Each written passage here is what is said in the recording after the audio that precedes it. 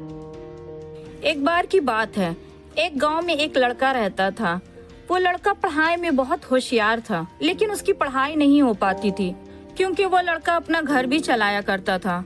वो रोज अपने खेत में जाता, दिन भर वहाँ काम करता और शाम को घर वापस आकर बहुत पढ़ाई भी कर लिया करता। अब जब वो लड़का 12वीं क्लास में गया तो सभी गाँव वालों को ये लग रहा था कि हमारे गांव से ये लड़का 12वीं में फर्स्ट आएगा, क्योंकि गांव वाले को भी पता था कि ये लड़का पढ़ाई में बहुत होशियार है। अब 12वीं का एग्जाम आया, लड़के ने एग्जाम दिया और जब 12वीं का रिजल्ट आया तो वो लड़का किसी वजह से एक सब्जेक्ट में फेल आ गया। जब गांव वालों को ये बात पता चली तो सारे गांव वाले ने उस लड़के को ताना देना शुरू कर दिया और उसका मजाक उड़ाने लगे।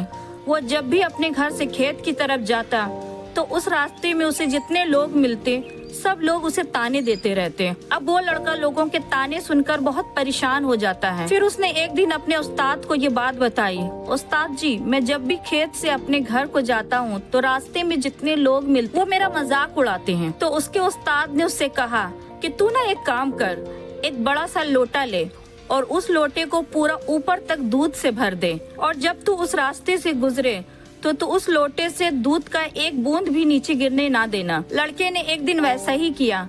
वो जब उस रास्ते से दूध का लोटा लेकर निकला तो उसका फोकस उस लोटे पर इतना था कि उसे लोगों की आवाज ही नहीं सुनाई दी। वो इतने ध्यान से उस लोटे को लेकर चल रहा था कि उस लोटे से दूध का एक कतरा भी नीचे ना गिरे और इस वजह से उसे किसी की ताने की आवाज सुनाई ही नहीं दी।